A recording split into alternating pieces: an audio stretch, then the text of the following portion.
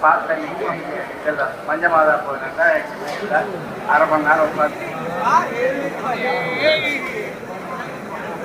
ராஜகுலம் நாவடி